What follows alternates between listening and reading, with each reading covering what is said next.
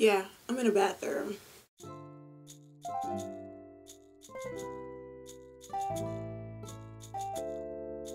You're probably wondering why I'm holding up this 5. This video is about 5, okay? 1, 2, 3, 4, 5. 5 ways I'm becoming an exchange student. Collectibles. Before you can go on any type of exchange program, you have to be able to know where you're going and what you're doing. So first you gotta decide where you're going, how long you wanna go, and how much you're willing to spend. So just for example, myself, I decided I wanted to go to Japan. I didn't want to stay long because it was my first time and I didn't want to miss school. So obviously I would have to go during the summer. So I searched Japan, high school, summer exchange programs in Google. And you see all the programs that come up on the screen. And you just click and you do your research from there. You do your research. And basically that's step 1. I mean, that's what you have to go off of.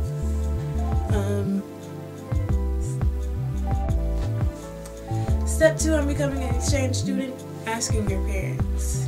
Now, from there, you can show them how much you've researched it, and my camera is falling. But from asking your parents, you can get many different answers, ranging from yes to no to maybe to no. That step can vary for a really long time. If you get a yes, you can go on to step 3. But for people who get a no or an I don't know or anything that's not yes right off the bat, you're probably gonna have to go back to step 1, which is research. Probably research more, print out more things that will get your parents interested. What I did, it took a while because when I first asked, I was in 10th grade and I didn't go on to Japan until I was in at the end of 11th grade. So yeah, that step can vary on how long it takes to get your parents convinced.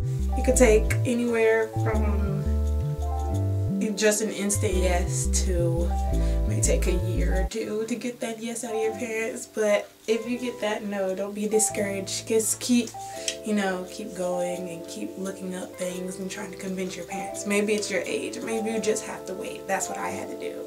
So good luck with step 2. Okay, so once you've gotten your parents to say yes, you're on to step 3, which is applying. And it's your job and your job only to make sure your stuff gets turned in on time. If you're applying for a scholarship, that means there's more deadlines most of the time. So when you're applying, you have to get all your information together. Most of the time I had to get this. I'm going based off of me. I had to get a teacher recommendation. First of all, I had to get my grades from school. I had to get my parent permission papers signed. I had to get doctor records. If you're going on a year-long trip, they're probably gonna ask for your dental and your doctor records and stuff like that. I applied for a scholarship, so I had to write 5 essays. They're pretty easy. I like writing, but they were only 250 words long. It's really hard to get under 250 words. I went to 300 to 400 words, and that probably takes a while because I was procrastinating a lot. They're gonna have to write to your host family, and there's just a lot of other things that you have to do. So start early. Start at least a month or 2 early. There's an application fee. The application fee for YFU with the scholarship was $75.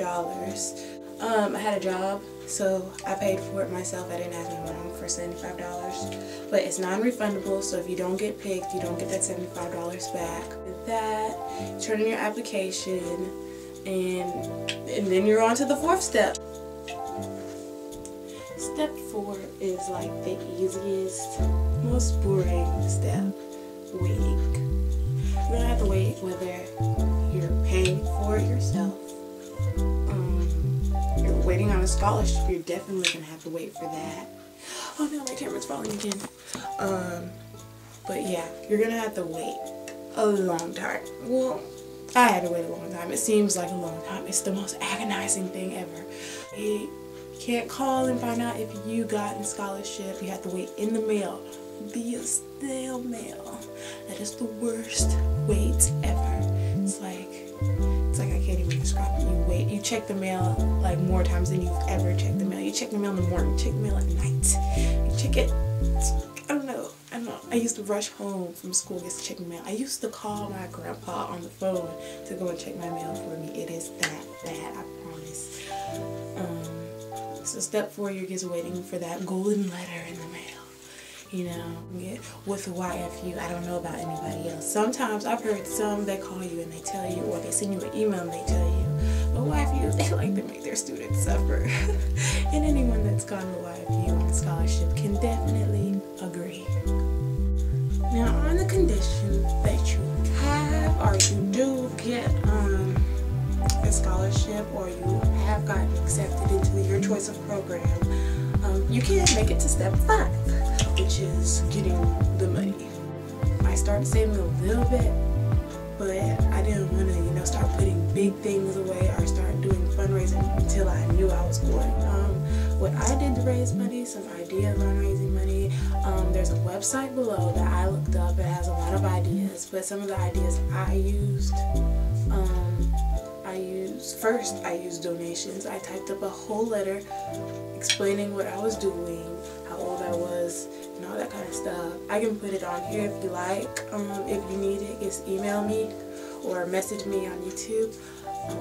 But I had a letter and I explained what I was doing, where I was going, how long I was going, what kind of scholarship I got.